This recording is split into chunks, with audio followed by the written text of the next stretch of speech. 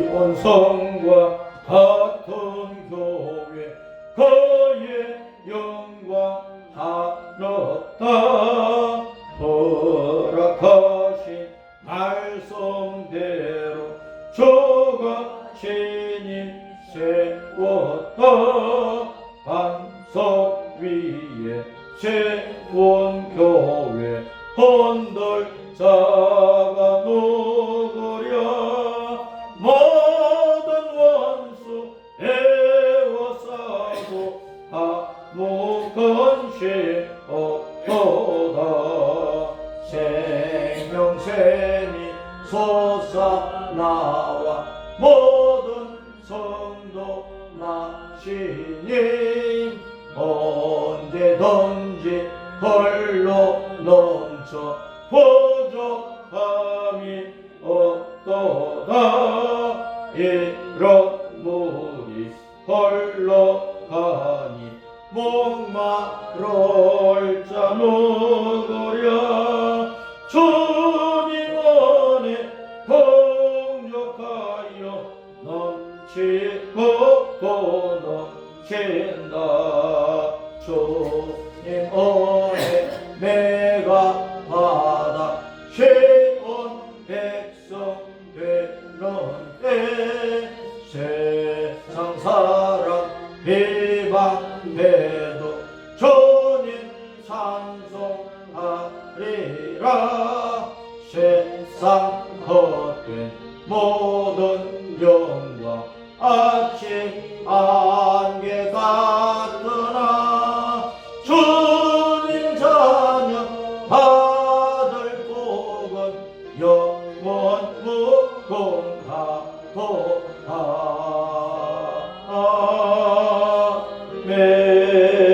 아멘. 에스겔서 41장 말씀.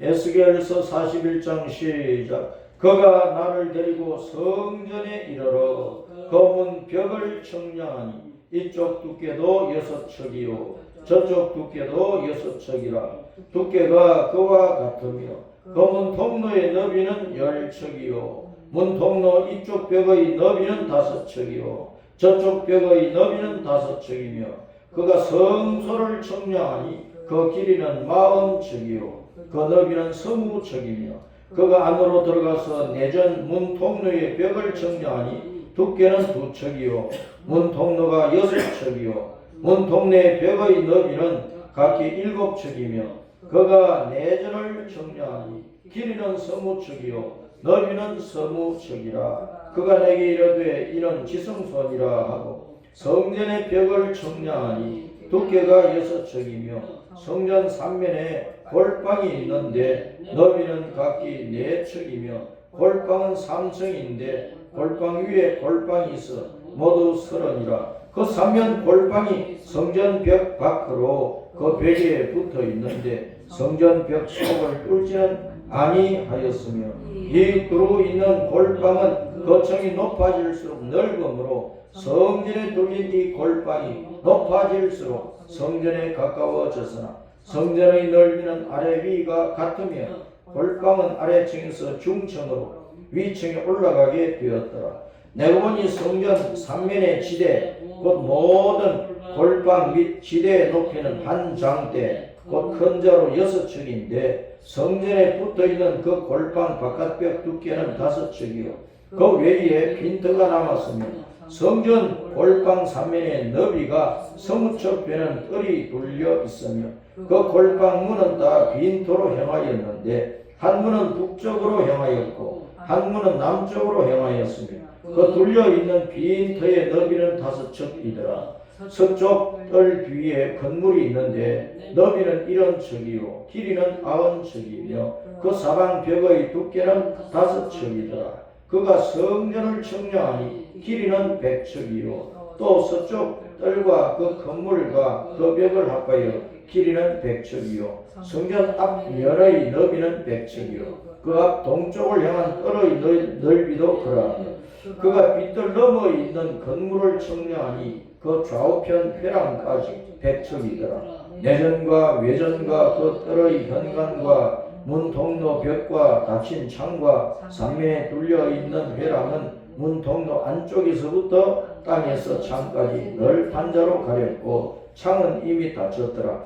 문 통로 위와 내전과 외전의 사방벽도 다 그러하니 곧 청량한 크기대로며 늘 판자에는 그룹들과 종려나무를 새겼는데 두 그룹 사이에 종려나무 한 그루가 있으며 각 그룹에 두 얼굴이 있으니 하나는 사람의 얼굴이라 이쪽 종려나무를 향하였고 하나는 어린 사자의 얼굴이라 저쪽 종려나무를 향하였으며 온 성전 사방이 다 그러하여 땅에서부터 문 통로 위에까지 그룹들과 종려나무들을 새겼으니 성전벽이 다 그러하더라. 외전 문설주는 네모졌고 내전 전면에 있는 양식은 이러하니 그 나무 제단의 높이는 세 척이요 길이는 두 척이며 그 모퉁이와 옆과 면을 다 나무로 만들었더라. 그가 내게 이르되 이는 여호와의 앞의 상이라 하더라. 내전과 외전에 각기 문이 있는데 문마다 각기 두 문짝 곧 접는 두 문짝이 있어 이 문에 두 짝이요 저 문에 두 짝이며 이 성전 문에 그룹과 종려나무를 새겼는데 벽이 있는 것과 같고 현관 앞에는 나무 디딤판이 있으며 현관 좌우편에는 닫힌 창도 있고 종려나무도 새겨져 있고 성전의 골방과 디딤판도 그러하더라. 아멘. 에스겔서 40장부터 이제 48장까지는 하나님께서 마지막 때에 세상 마지막 때에 지으실 새 성전을 보여주시고 거기에 또 새로운 거룩한 땅 구역을 또 보여주시고 그러면서 에스겔서 48장 제일 마지막 절에 뭐라고 했느냐 따랐습니다. 여호와 삼마 여호와 삼마 여호와께서 거기에 계신다는 뜻입니다. 여호와께서 거기에 계신다는 여호와 삼마의 그 새로운 성전과 새로운 삶의 행복한 모습을 보여주고 있어요. 그래서 40장부터 이제 43장까지 보면은 성전의 규모, 크기, 길이들을 막 보여주고 있는데 한 장대는 6척이고 한 척은 여기 발꿈치에서부터 가운데 손가락 그 덩어리까지 재고 거기다가 이제 손바닥 넓이를 이제 대가지고 평균 한 52cm, 53cm 더 되는 것이 한 척이 한 척. 히브리어는 이제 큐빗으로 된 큐빗 한 척.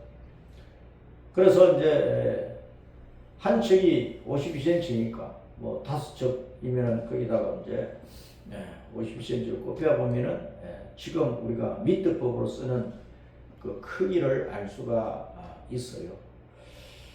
그냥 읽으면은 이 모양이 어떤 모양인지 집 구조가 어떤 구조인지 머리에 그림으로 싹 안 들어요. 안 들어오니까 유튜브에 에스겔 성전이라고 쳐봐요. 에스겔 성전이라고 치면은 유튜브에 모형들을 보여주고 있습니다. 모형들을 보여주고 있으니까 그걸 보면서 새 성전이 이렇게 생겼구나, 이런 모양으로 지어지는 것이로구나 하는 것을 공부를 하면서 이 에스겔서 40장부터 48장에 나오는 이 말씀을 이해를 하면 좋겠습니다. 41장에는 성전의 그 내전과 외전을 말씀했는데 내전이라고 하는 것은 성소를 말하고 지성소를 말하고 외전이라고 하는 것은 성소를 말합니다. 외전과 내전, 성소와 지성소. 그래서 우리가 이제 성막이든 솔로몬 성전이든 스룹바벨 성전이든 그 스룹바벨 성전이 무너짐으로 말미암아 예수님 때 그 헤롯 왕 유대인들 환심을 사기 위해서 그 스룹바벨 성전을 재건하는 일을 했어요. 그것을 이제 솔로몬 성전을 제1성전이라 그러고 스룹바벨 성전, 그 성전이 무너진 것을 다시 개축을 하고 정축을 한 그 헤롯 왕이 지은 그 성전을 갖다가 제2성전이라 제2성전.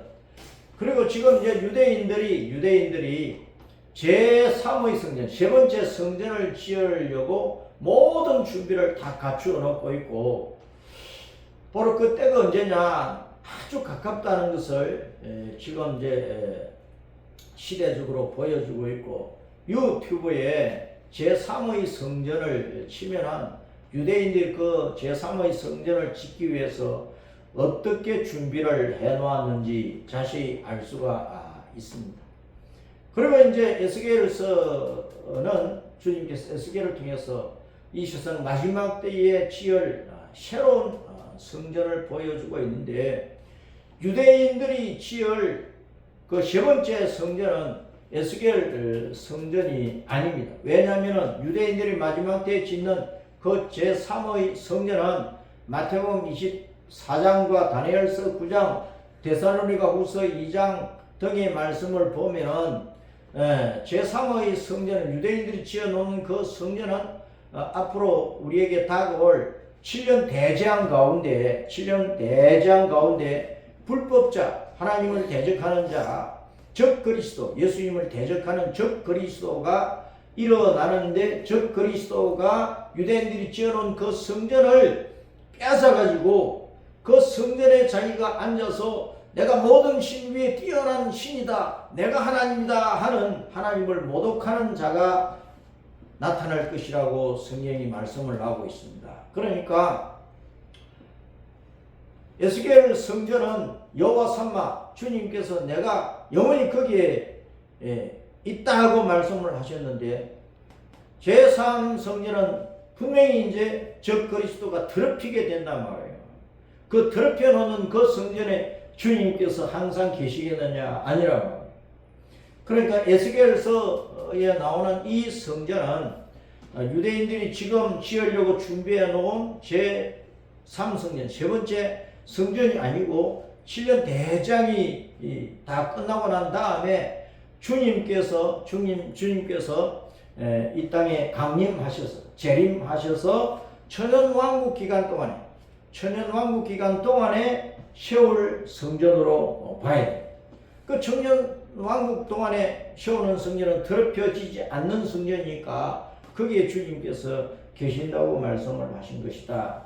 그래서 모세를 통해서 광야에서는 장막 형태로 텐트 모양으로 성막을 만들었고, 이제 솔로몬 왕이 건물 성전을 지었고, 유대인들이 바빌론에 포로되었다고 돌아온 이후에 무너진 솔로몬 성전을 다시 세운 것이 스룹바벨 중심으로 세웠기 때문에 그걸 제2성전, 스룹바벨 성전이라는, 그 스룹바벨 성전이 무너졌는데 예수님 때 헤롯이 다시 개축을 하고 정축을 했기 때문에 그 헤롯이 다시 그 세운 그 성전도 스룹바벨 제2성전에 넣는 거예요. 그러면 이제 제3성전은 마지막 때 유대인들이 세우려고 다 준비를 해놨다. 그것은 적그리스도가 덮여버리기 때문에 에스겔 선지자를 통해 주님께서 말씀하신 이 성전은 아니다 하는 것을 우리가 짐작을 할 수가 있습니다.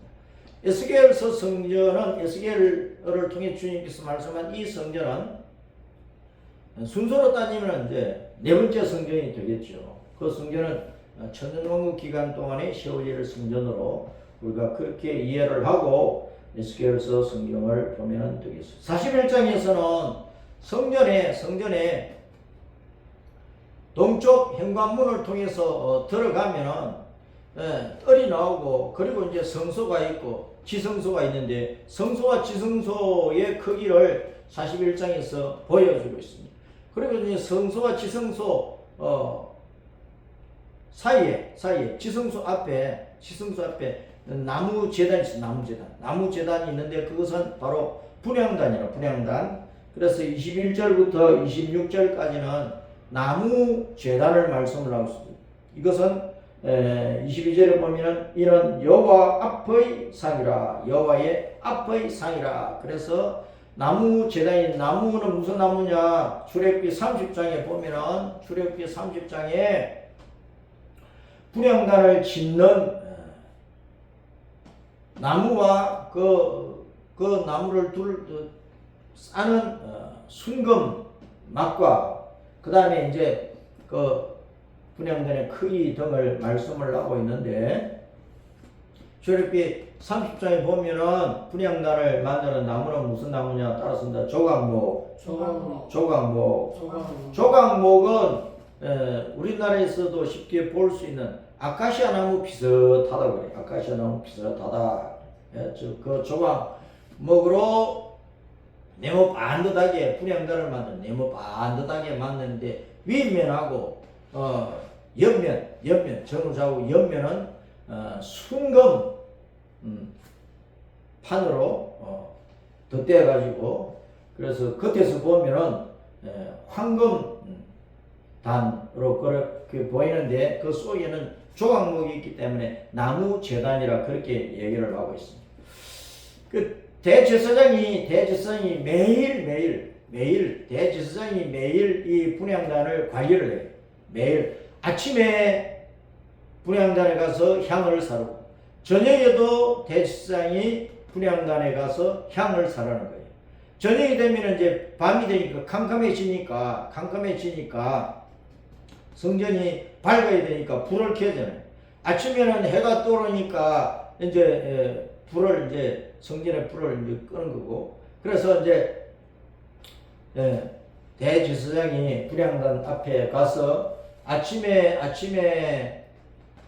향을 사르고 저녁에도 향을 살랐다는 것입니다. 그것을 우리가 기억을 하고 여기 41장에 성소와 지성소와 그리고 성소 삼면에 여러 방들이 있어. 30개 정도 방을 얘기를 하고 있는데 많은 이제 골방도 있고 그리고 성소와 지성 사이에 나무 제단인 분향단이 있고 그런 것을 기록을 해놓고 있습니다. 성소에 많은 그 방이 있었어. 많은 방. 성소는 일반 제사장들이 거기서 섬기는 거예요. 일반 제사장들이 섬기는 거예요. 솔로몬 성전에서 보면은 성소 안에는 오른쪽에 떡상이 있고 왼쪽에 이제 등대가 있잖아요. 떡상과 등대가 있단 말이에요. 그래서 이제 성소와 지성소 사이에는 분향단이 있는 것이고, 그래서 이제 떡상은 바로 생명의 떡, 말씀의 떡인 우리 예수님을 나타내는 것이고, 그 예수님 또한 등대라고 하는 온 세상의 생명의 빛이라고 하는 것입니다. 오늘날 우리가 예수님을 믿는데 예수님은 바로 생명의 구주로서 우리 가운데 오신 것이고 온 세상의 빛으로 우리 가운데 오셨어. 모든 사람들이 어둠 속에 갇혀서 살고 있는 거예요. 이 세상 전체가 아침 되면 해 떠오르고 밤에는 달빛과 별빛이 비치니까 또 서울만 해도 밤새도록 전기불을 켜놓으니까 밤이 없는 것처럼, 밤이 낮처럼 그렇게 보이기도 하지만 온 세상이 그래서 지금은 어둠이 없는 것처럼 그렇게 여길 수도 있어요. 그러나 온 세상은 영적으로 보면, 시대상으로 보면 이 세상 사람들이 짓는 온갖 불의하고 악하고 더러운 죄들을 보면 모든 사람들이 어둠 속에 있다. 어둠 속에. 우리 사람들의 마음을 보면은 각자 자기의 마음을 보면은 자기 마음 속에 온갖 생각들이 많이 있는데, 자기 생각 속에 생각들이 막 들어왔다가 나갔다 그렇게 하는데, 자기 마음 속에 드나드는 생각을 봐도 그 생각 가운데는 온갖 더럽고 악한 것들이 너무 많다. 그런 것이 다 어둠이에요. 어둠.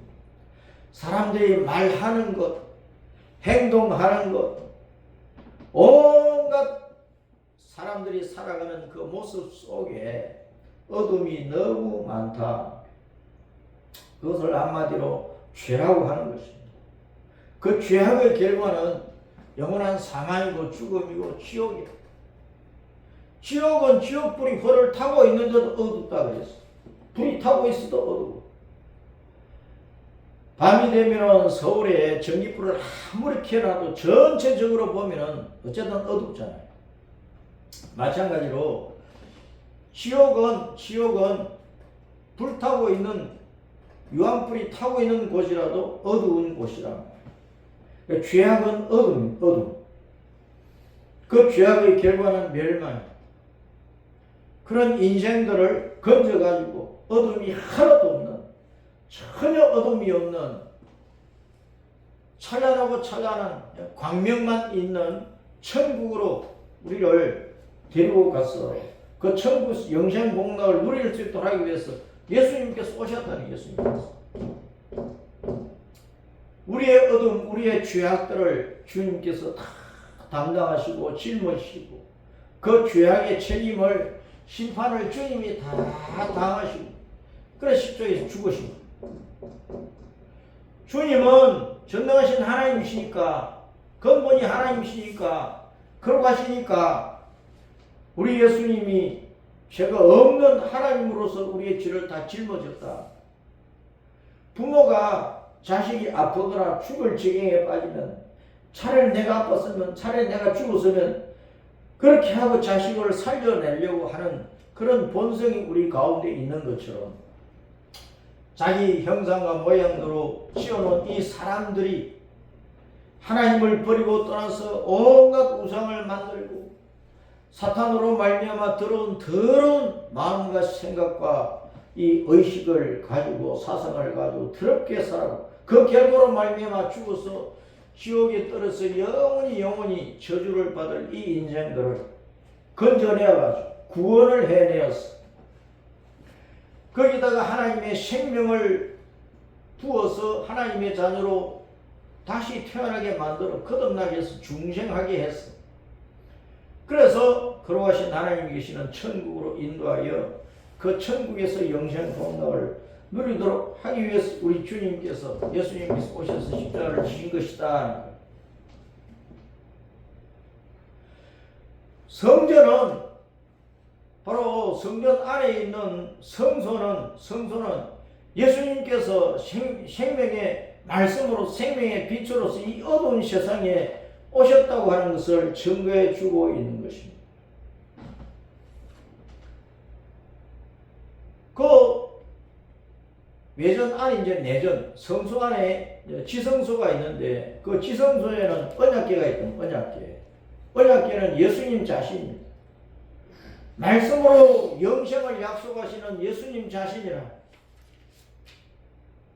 언약궤를 법궤라고 하는데 먼저 율법을 주님께서 주셨기 때문에 주님의 그 율법, 율례, 규례, 규칙, 주님의 법 때문에 우리의 죄들이 다 드러나게 되어 있는 거예요. 주님의 법 앞에서 주님께서 모세를 통해서 십계명을 비롯한 온갖 법을 주니 그 법 앞에서 우리의 죄가 다 드러나고 그 죄의 결과는 영원한 사망이고 죽음이라는 것이 드러난다는 거예요.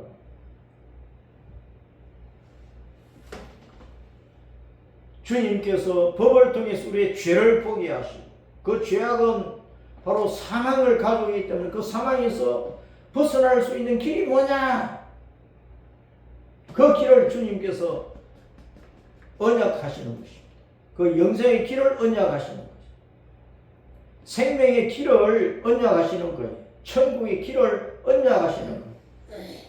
내가 너희 죄를 지고 내가 세상에 내려가서 십자가를 지고 내가 죽어서 너희 죄를 다 없애버리고 내가 죄의 결과인 사망을 짓밟고 사탄의 권세를 짓밟고 지옥의 권세를 짓밟고 내가 사흘 만에 살아나서 부활해서 내가 사망과 생명을 좌지우지하는 영생의 주라는 것을 내가 확정해 보여주었으니까 나를 믿으면 죄 가운데서 벗어나서 지옥에서 벗어나서 하나님의 자녀로 거듭나서 하나님의 생명을 얻어서 천국을 영원한 집으로 삼았어. 천국을 영원한 나라로, 천국을 영원한 행복의 에덴 동산으로 삼아서 살 수 있게 해준다는 것이 바로 예수님의 약속이죠. 그것을 요한복음 3장 16절에서 하나님이 세상을 이처럼 사랑하사 하나님 자신 십자가에서 죽으실 정도로 사랑하사 독생자 예수님을 보내주셨기 때문에 그 예수님을 믿는 자마다 멸망하지 않고 영생을 얻게 된다 하는 그 약속을 요한복음 3장 13절 16절에서 그렇게 표현을 하고 있다는 거예요. 그 언약궤는 바로 십자가에 죽으시고 부활하신 그 예수님으로 말미암아 영생을 얻고 그 영생하는 나라 천국을 얻게 해준다는 약속이란 말이에요. 예수님께서 생명의 떡과 생명의 빛으로 오셨기 때문에 그것을 확정해서 보여준 것이 십자가에 죽으신 부활이기 때문에 그 약속을 주님께서 하셨기 때문에 그 예수님을 붙잡고 만나는 자마다 영생을 얻어 천국에 돌아간다. 그런데 성전의 성소와 지성소 사이에 나무 제단이 나무 제단, 분향단 있잖아요. 분향단. 분향단은 대제사장이 매일매일 아침마다 저녁마다 매일 아침과 저녁에 분향을 사람에서 기도한단 말이에요. 기도. 대제사장은 예수님이니까 예수님께서 우리를 위하여 죽으시고 부활하신 그 예수님께서 날마다 이 땅에 살아가고 있는 모든 사람들을 향하여 주님께서 갈망하시고 바라시는 것이 제발 내 말을 듣고 내가 전한 복음을 받아들이고 너희 자신 죄인 것을 알고 회개하고 나를 붙들어라, 나를 믿어라. 그래야만 내가 너희를 구원하여 살려서 천국을 안겨줄 수 있다.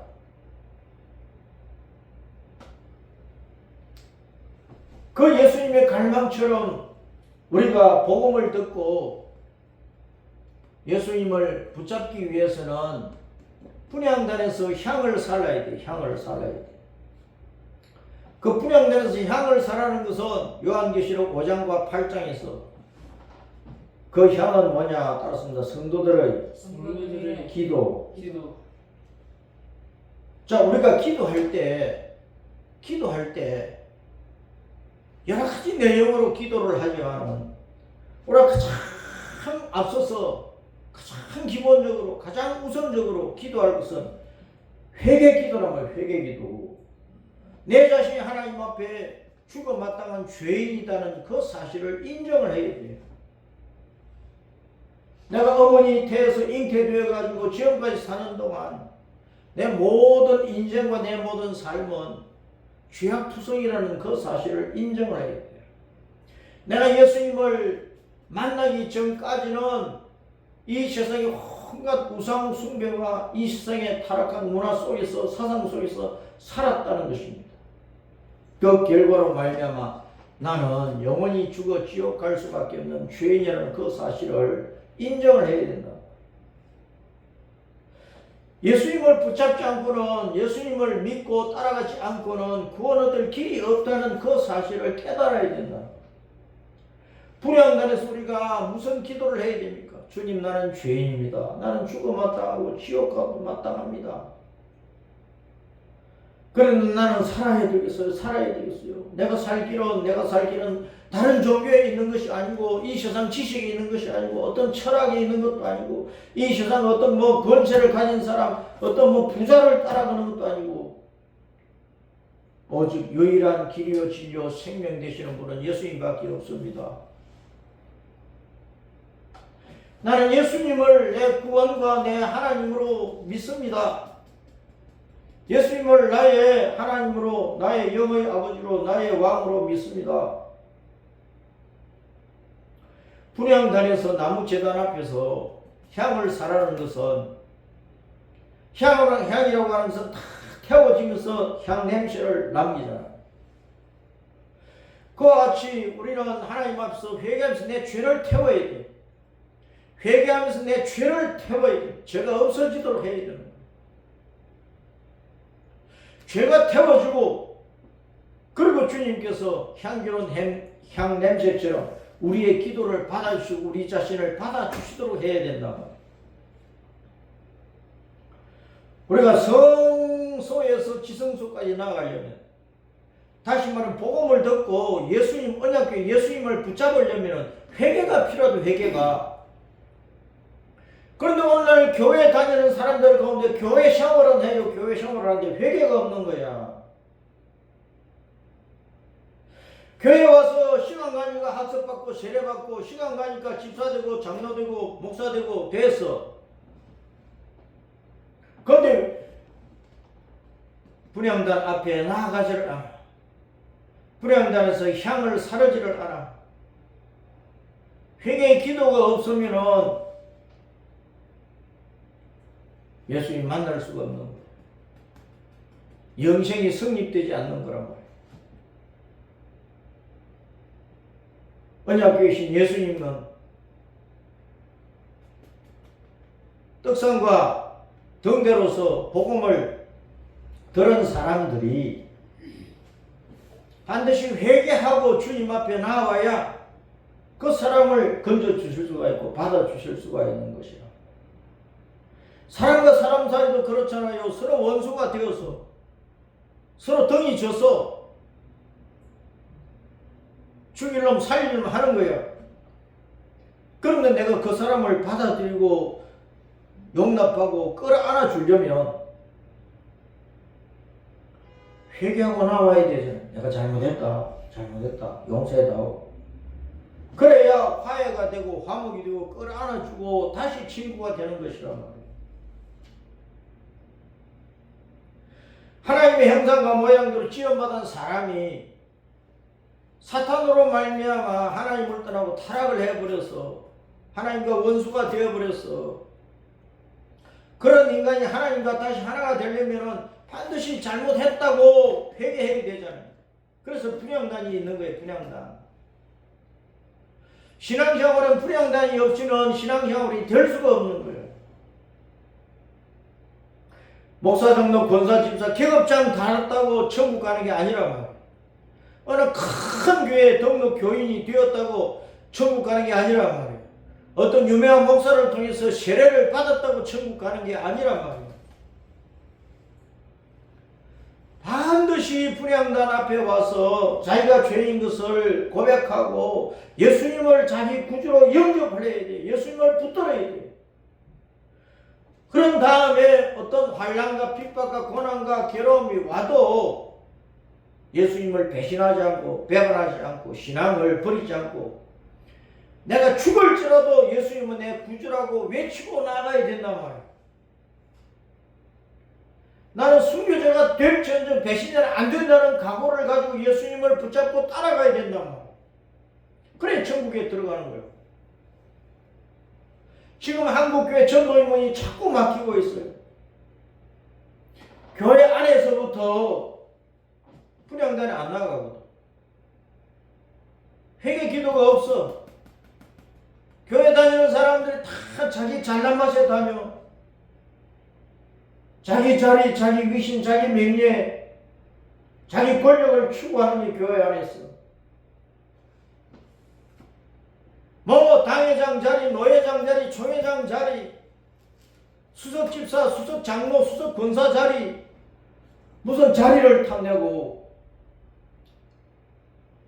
그래 세상적인 것을 가지고 교회 안에서 뽐내고 거들먹거리고 교만을 떤다는 거예요. 주님을 만나기 위해 주님을 붙잡기 주님 품에 안기 위해서 주님께서 우리를 끌어안아 주시고 그걸과 자비로 사랑으로 은혜를 베풀어 주기 위해서는 반드시 주님 앞에 무릎 꿇고 회개 기도가 필요한데 언약궤 뚜껑을 뭐라고 하느냐 따랐습니다. 시온소. 언약궤 뚜껑을 시온소라 그래요. 시온소. 은혜를 베푸는 장소라고 말해요. 분향단을 지나서 언약궤 앞으로 와야 주님께서 은혜를 베풀어 주시는 거예요. 늘 우리는 뭐 건강히 해주세요, 돈 벌게 해주세요, 뭐 자식들이 뭐 좋은 대학에 들어가게 해주세요, 뭐 시집장가 잘 가게 해주세요, 이 세상에 잘 살게 해주세요. 그런 기도는 우상 앞에 드리는 기도예요. 우상 앞에 드리는 기도. 우상 숭배자들도 그런 기도 다 한다고 우리보다 더 열심히 해. 추운 겨울에도 산불장에 올라가가지고 얼음 깨가지고 목욕 재개하고 그런 기도 한다니까. 우리는 다른 어떤 기도보다도 회개 기도가 앞서야 된단 말이에요. 분향단에서 향을 사르듯이 우리의 죄악을 태워야 돼요. 내 마음에 향기가 일어나도록 주님의 마음을 담아야 돼요. 우리는 말로는 십자가 하나님의 사랑 하지만은 우리는 욕심이 너무 많아가지고 사랑을 제대로 표현도 못하잖아. 부부간에 진정으로 사랑하고 부모 자식간에 진정으로 사랑하고 형제간에 진정으로 사랑하고 내 생명이라도 주어버리고 집 한 채라도 주어버리고 그렇게 하느냐고. 사도행전 2장 교회는 부자 성도들이 가난한 성도를 위해서 다 주어버렸다니까. 그런데 오늘날 교회는 부익부 빈부 격차가 너무나 크단 말이에요. 부자 성도들이 가난한 성도를 위해서 헌신하느냐고. 옷을 벗어줘. 병원비를 떼줘. 집 없는 사람이 집 한 채라도 주어버려. 그런 사람이 교회에 어디 있느냐. 뭐 감투쓰기 위해서 사전선거 다 하잖아. 교회가. 온갖 불법과 비리와 악한 일들이 교회 안에 있단 말이에요. 그렇게 해가지고 어떻게 천국에 들어가느냐. 분향단을 거치지도 않는데.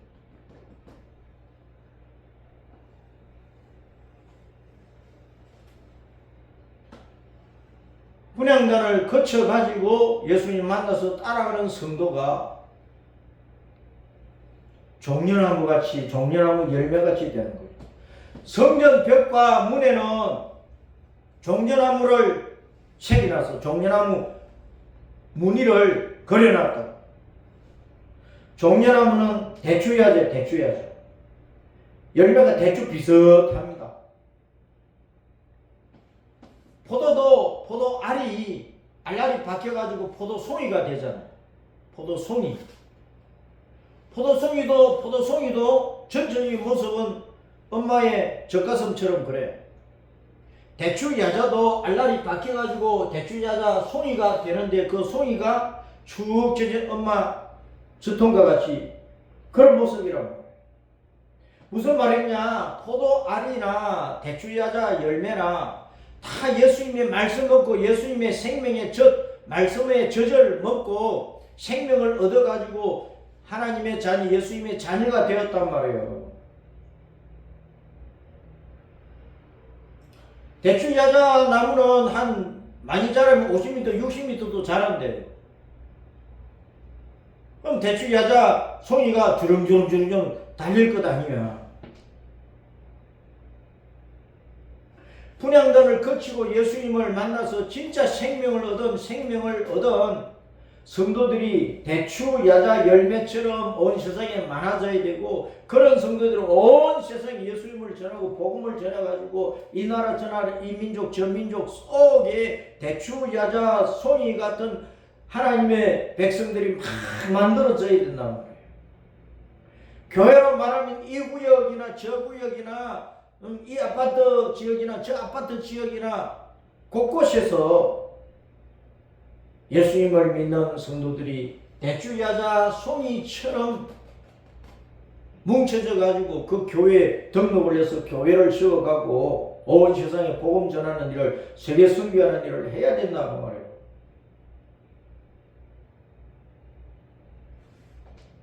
그렇게 교회가 성장을 해서 교회로서의 기능을 제대로 수행할 수 있는 그 기초는 뭐냐? 성소와 지성소 사이에는 분향단을 거쳐야 돼요. 분향단을. 오늘 교회를 보면 분향단을 거치지 않고 있는 거예요.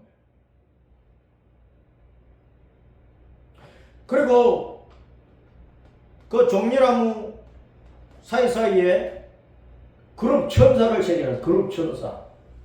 두 그룹 천사가 새겨져 있는데 두 그룹 천사. 한쪽은 사람 모양, 한쪽은 사자의 모습이라. 에스겔서 1장에 하나님의 그 모습을 보여주시면서 네? 불과 같은 하나님의 모습을 보여주시면 그 여호와 하나님을 모시고 다니는 네 생물을 얘기를 하고 에스겔서 1장에 네 생물 천사를 얘기를 하고 있는데 그 천사 앞은 사람이고 뒤에는 독수리고 왼쪽 모습은 소고 오른쪽 모습은 사자의 모습이라 그랬단 말이에요.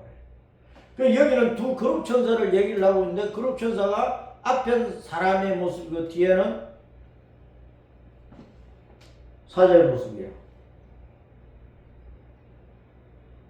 그러면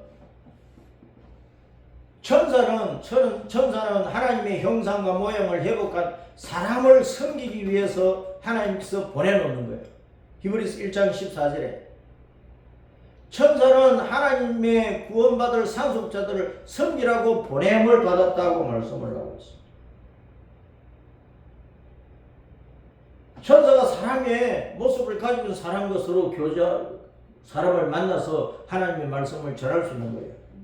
천사가 무슨 이상한 모습으로 나타나면 사람이 놀랄 수밖에 없지. 그런데 천사의 모습을 또 사자의 모습을 또 그룹 천사의 모습을 사자의 모습을 보여줬는데 예? 사자는 백수의 왕이잖아. 그래서 천사는 성도들을 도울 때 진짜 악한 사자처럼 달리는 사탄을 짓밟아 버린단 말이에요. 그러면서 성도들을 돕는 거예요. 그 성도들을 도와서 온 세계에 주님의 이름과 복음을 전하는 일을 하도록 하는 거예요.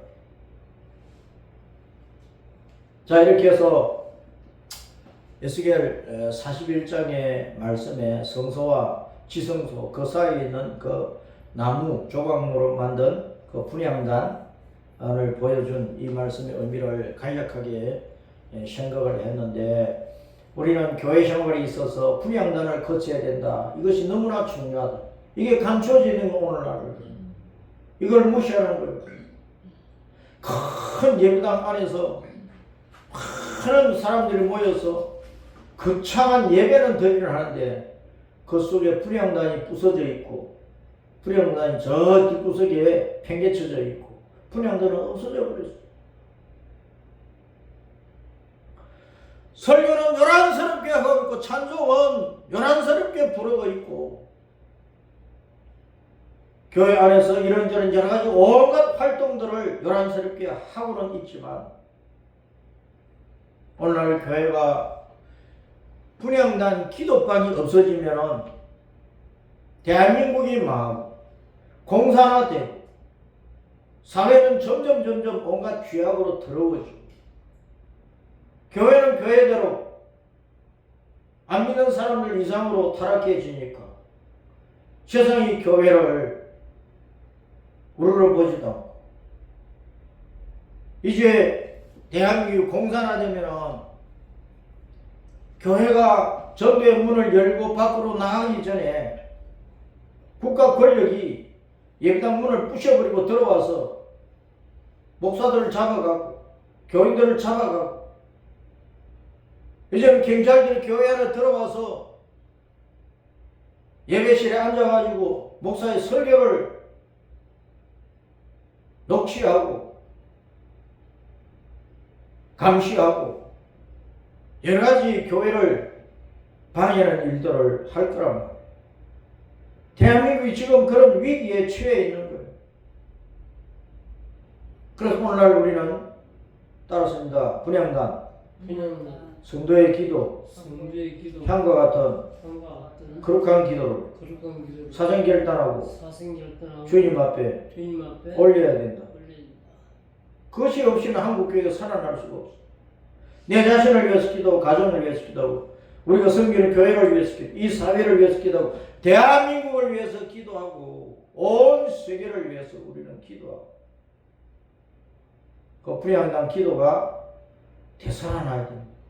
예배당에서도 그렇고 내 집 골방에서도 그렇고 우리가 특별히 어느 기도원에 찾아가도 그렇고 우리는 차를 타고 가면서도 앉아나 서나 누워서나 자나 꿈속에서라도 분향전의 기도를 회복을 하고 주님을 부르고 주님을 만나고 그래서 주님의 은혜를 능력 있게 넘치도록 받는 그런 성도와 교회, 한국 교회가 되어 가야 되는 것입니다.